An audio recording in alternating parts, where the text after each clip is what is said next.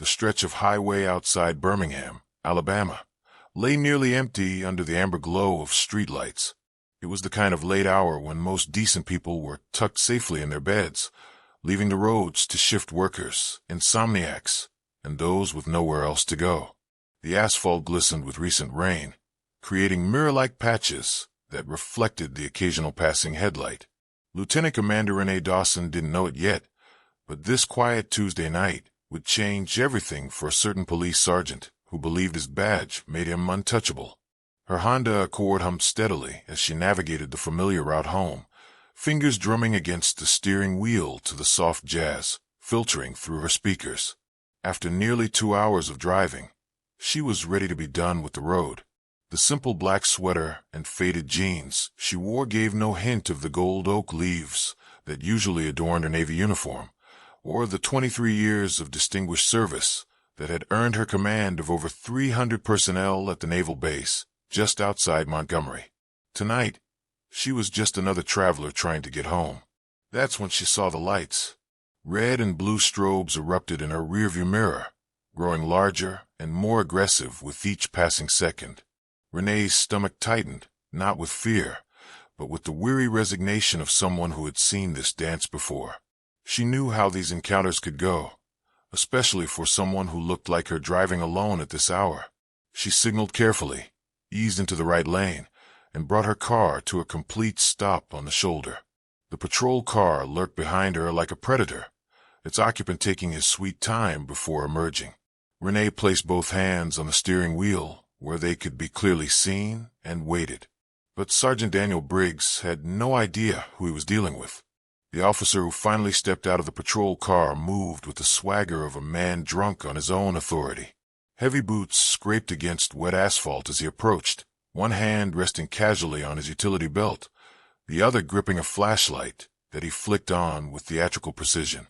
His nameplate caught the streetlight as he drew closer. Briggs, and the sneer on his face suggested he was already enjoying this encounter. "License and registration," he barked through her window, not bothering with pleasantries like "good evening" or an explanation for the stop. His voice carried that particular tone of practiced impatience that said he expected immediate compliance, without question. Renee met his eyes briefly in her side mirror before reaching slowly into her glove compartment. Every movement was deliberate and visible, a habit ingrained by military training and unfortunate necessity.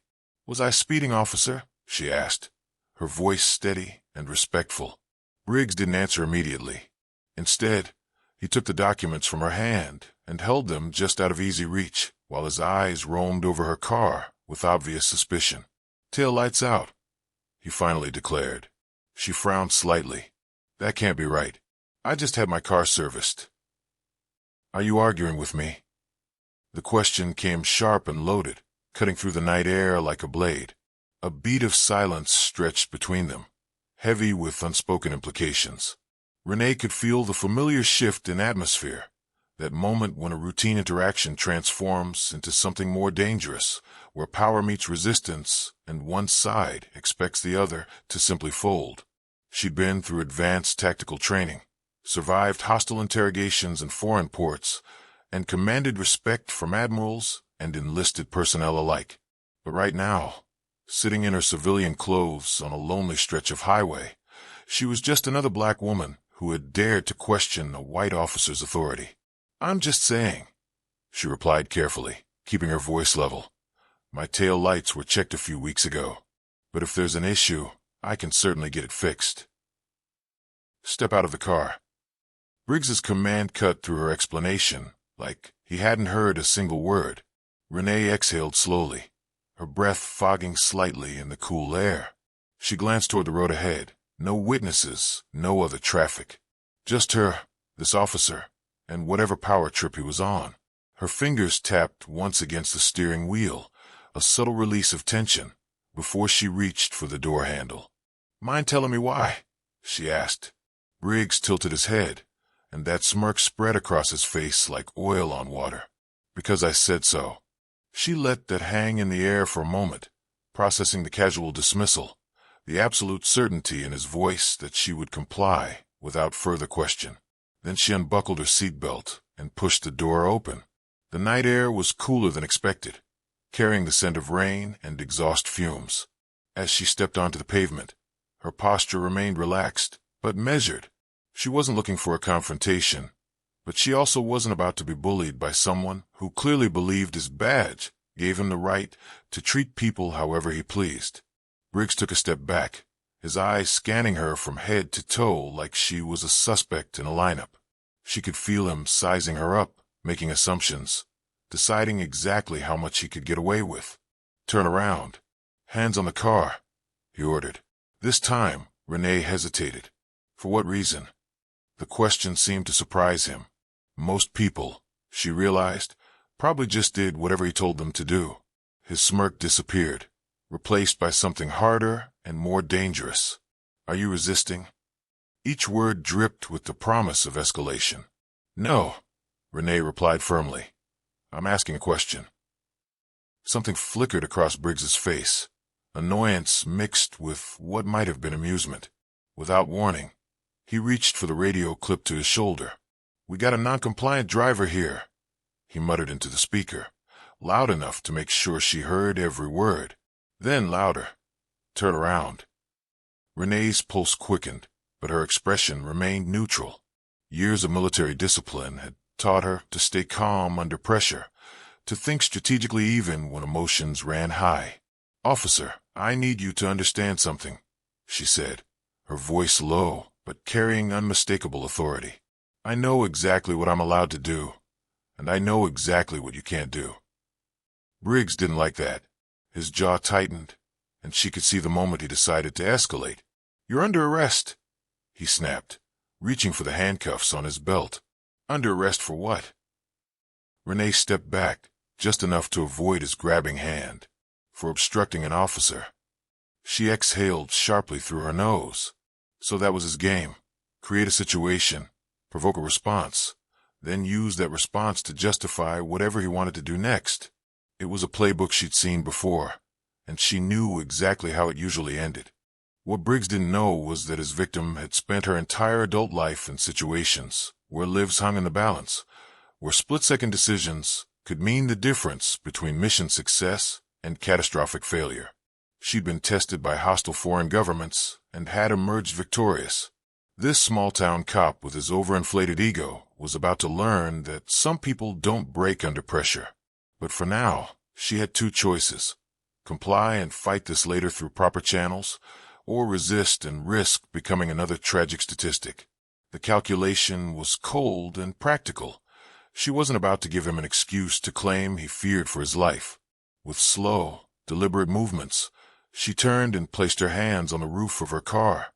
The metal was cool against her palms, grounding her as Briggs moved in behind her. "You don't know what you're doing," she murmured, just loud enough for him to hear. Briggs chuckled as he yanked her arms behind her back, the handcuffs clicking into place far tighter than necessary. "Lady, I know exactly what I'm doing," he said, shoving her roughly toward his patrol car. But he didn't. Not even close. The backseat of the patrol car was all hard plastic, and the lingering smell of fear and desperation from previous occupants. Renee sat perfectly still as the door slammed shut behind her, sealing her into the cramped space behind a steel mesh partition. Her wrists burned where the cuffs bit into her skin. Briggs had made sure they were tight enough to send a message. Outside, she could see him strutting back to the driver's side, muttering something into his radio with obvious satisfaction. This was clearly routine for him, just another night of throwing his weight around with someone he figured couldn't fight back.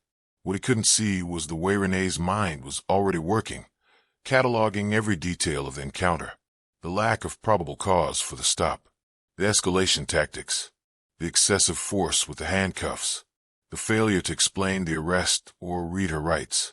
Each violation was filed away with the precision of someone trained to build airtight cases. The driver's door opened and Briggs slid in, actually whistling as he buckled his seatbelt. "Well, well," he said, catching her eyes in the rearview mirror. "Let's take a little ride." The patrol car lurched forward, pulling back onto the highway with its lights still flashing. In the side mirrors, Renee could see the red and blue strobes painting the empty road behind them, like some sort of twisted celebration.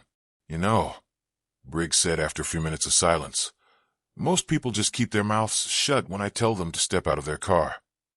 "And most officers," Renee replied evenly, "don't arrest people for asking reasonable questions during a traffic stop." Briggs laughed, a harsh sound that filled the small space. "Lady, you must really think you're somebody special." She looked at him through the partition, her voice steady as granite. "I don't think anything. I know." That made him pause, just for a second. His knuckles flexed around the steering wheel as irritation cracked through his smug exterior, but he covered it quickly, glancing at her in the mirror with renewed interest. "You military?" he asked, his tone suddenly shifting. Renee didn't answer. "Yeah, I figured," he continued, nodding to himself. "You got that attitude. That above-the-law type thinking." His smirk returned. "Bet you thought I'd back off if you threw that around, huh?" Still, she remained silent. Briggs clicked his tongue in mock disappointment. "Shame," he mused, shaking his head. "If you just kept your mouth shut, we could have avoided all this." The audacity of it struck her like a physical blow, as if his decision to escalate a routine traffic stop into a false arrest was somehow her fault, as if she should have simply accepted whatever treatment he decided to dish out, no questions asked. But what Briggs didn't realize was that every word out of his mouth was digging his grave a little deeper.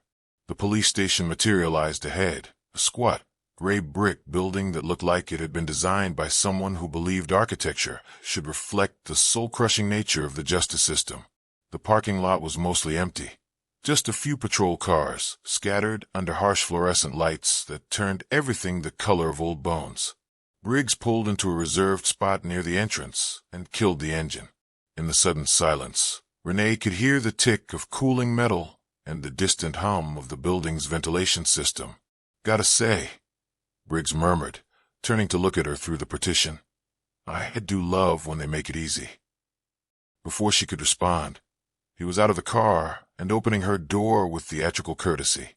"Let's go," he ordered, his hand clamping around her upper arm as she stepped out. The handcuffs had cut off circulation to her fingers, but Renee kept her head high as he marched her through the station's front doors. The desk sergeant barely looked up from his paperwork, just another late-night processing, routine as taking out the trash. The booking area smelled like burnt coffee and industrial disinfectant, with undertones of human misery that seemed to have soaked into the concrete walls. A metal bench ran along one wall, leading to a steel door that presumably opened onto the holding cells. What followed was the standard humiliation ritual: fingerprints, mugshots, personal property inventory. The officers processing her moved with the mechanical efficiency of people who had done this thousands of times before. Their indifference was almost worse than Briggs's active malice. It was the kind of systematic dehumanization that allowed bad cops to thrive in plain sight. When it was over, Briggs grabbed her wrist again, leading her toward the cells with obvious satisfaction.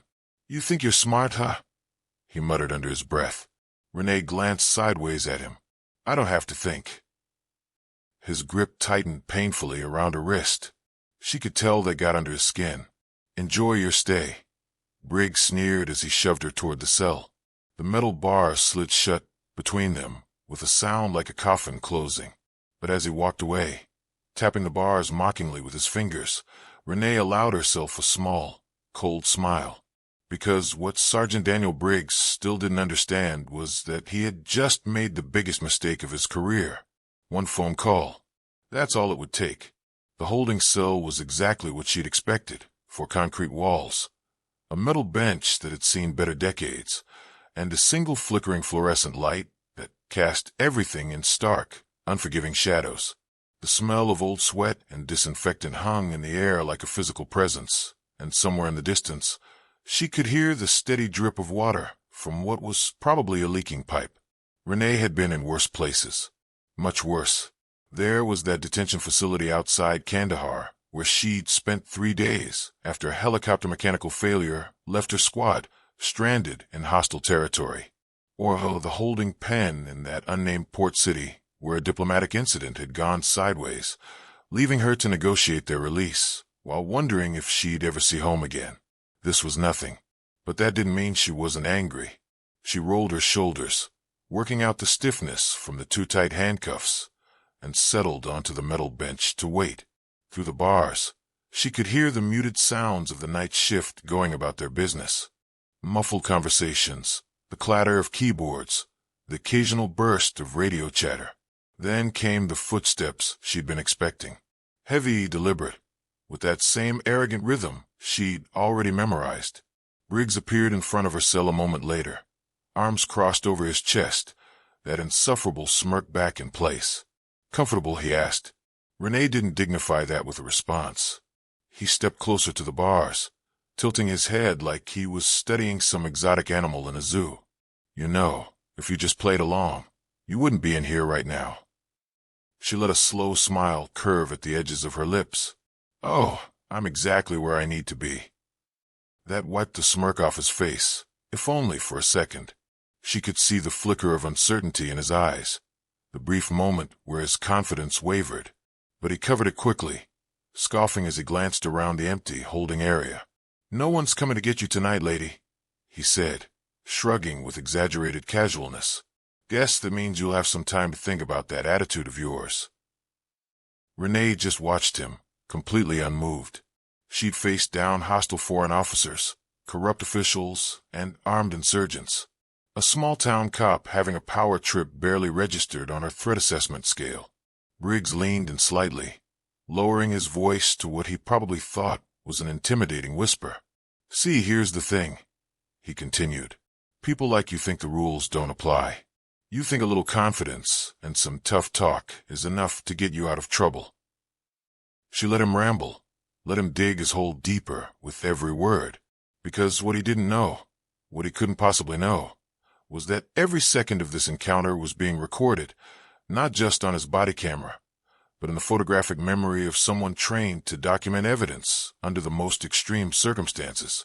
As if summoned by her thoughts, another officer appeared in the hallway, a younger man, probably in his late 20s, holding a clipboard and looking distinctly uncomfortable. He stopped a few feet away, clearly reluctant to interrupt whatever power play Briggs was engaged in. Sergeant." The officer's voice carried just a hint of uncertainty. Briggs barely glanced at him. "What?" The younger officer shifted on his feet, glancing between Briggs and Renee, like he wasn't sure he wanted to be part of whatever was happening here. "We got a call," he said finally. "And I think you need to see this." Something in the younger officer's tone must have penetrated Briggs's arrogance, because his frown deepened. He gave Renee one last look, part warning, part promise, before stepping away to have a hushed conversation in the hallway. Renee couldn't make out the specific words, but she caught fragments. "Lawyer? Higher up?" Questions about the arrest. The younger officer's voice got more urgent, while Briggs's got sharper and more defensive. Then came the sound she'd been waiting for, heavy footsteps returning, but faster this time, less confident. Briggs reappeared at her cell, but his swagger was gone. His jaw was tight, his hands clenched into fists at his sides, and the smug satisfaction had been replaced by something that looked suspiciously like dawning fear. "What the hell did you do?" he demanded. Renee leaned forward slightly, resting her elbows on her knees. "I didn't do anything," she said calmly. "But people talk, and some of us have friends in very high places." Briggs's face darkened as the implications began to sink in. She could see it happening in real time. The moment when a bully realizes he's picked on the wrong victim, when the balance of power starts to shift beneath his feet. But this was just the beginning. What was coming next would be so much worse. He turned on his heel and stormed off down the hallway, leaving Renee alone with her thoughts and the growing certainty that Sergeant Daniel Briggs was about to have a very bad day. The morning sun streamed through the tall windows of the county courthouse, casting long geometric shadows across the polished marble floors. The building hummed with the quiet efficiency of a justice system that had been processing cases for over a century, its high ceilings and formal architecture designed to inspire respect for the law.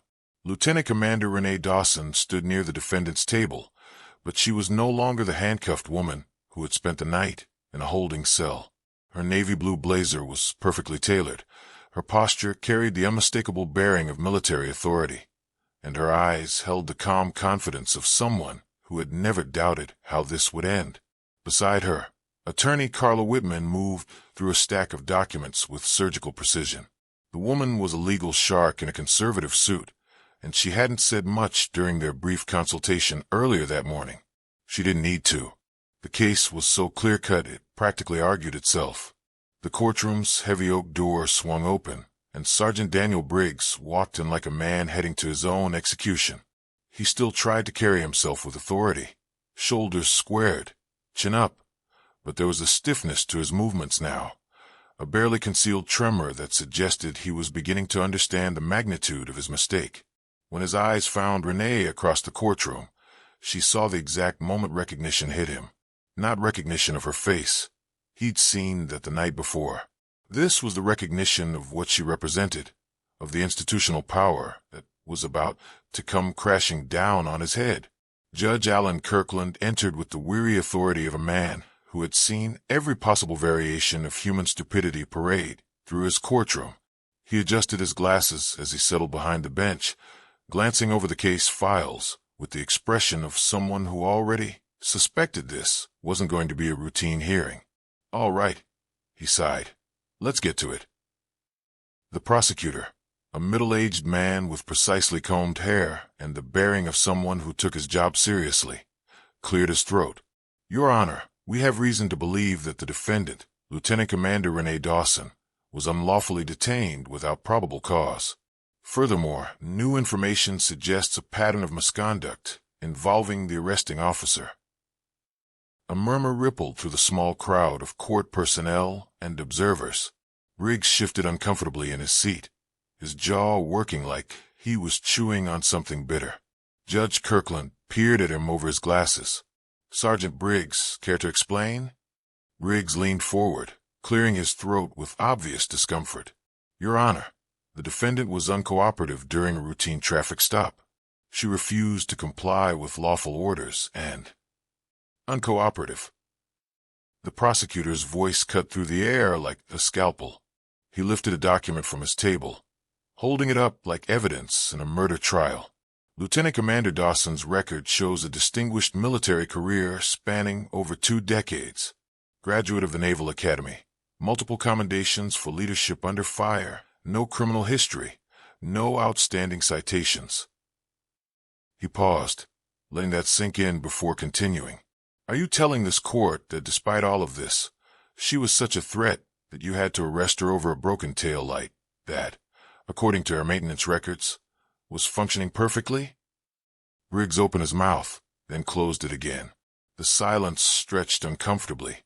"Additionally," the prosecutor continued, flipping through his papers with the methodical precision of a surgeon, "an internal review of your arrest history shows a disproportionate number of traffic stops involving minority drivers in this district.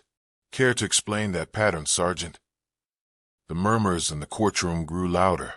Briggs's face flushed red, his hands clenching into fists on the table in front of him. Judge Kirkland set down his file with an audible thud. "Sergeant, I don't like what I'm hearing." She resisted. Briggs said desperately, "She questioned my authority and refused to comply with standard procedures." "The body camera footage says otherwise," the prosecutor replied smoothly. Another ripple of reaction moved through the room. Briggs looked like someone had just told him his house was on fire. "Let's see this footage," Judge Kirkland ordered. A screen descended from the ceiling at the front of the courtroom. Renee didn't turn to watch. She had lived through it once already. But she could hear every word of the exchange playing out behind her. Briggs's unnecessarily aggressive commands, her calm and reasonable responses, the escalation that had no basis in law or procedure. The courtroom was dead silent when the footage ended. Judge Kirkland leaned forward, steepling his fingers on the bench. "Sergeant Briggs, you violated department protocol, conducted an unlawful arrest, and failed to report the full details in your initial statement." His voice carried the weight of 3 decades on the bench. "The charges against Lieutenant Commander Dawson are hereby dismissed." The gavel came down with the finality of a coffin nail. Furthermore, the judge continued, I am ordering a full internal investigation into your conduct, and I'm recommending that the district attorney review every case you've been involved with over the past 5 years. The words hit Briggs like physical blows. His face went from red to white, his hands shaking as the full implications crashed over him. This wasn't just a dismissed case. This was the end of his career, possibly the end of his freedom. Renee stood slowly, collecting her things with the same calm efficiency she'd maintained throughout the entire ordeal. As she turned to leave, her eyes met Briggs's one final time. No words were exchanged. None were needed, because now everyone in that courtroom knew exactly who they were dealing with.